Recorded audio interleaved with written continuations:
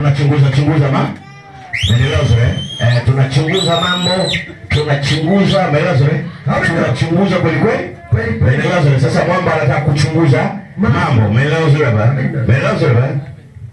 Mungu anambia muulize Jimmy, unajua pale kwao kajenga, sawa? Ni chumba kimoja. Lakini Jimmy ana mpango ndani ya moyo wake, sawa?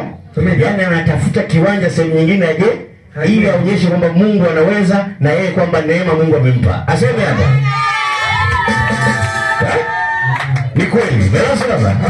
Unaamini kwamba Yesu anaweza kukupa hiyo jambo? Bwana sema leo ifungua njia mbele yako.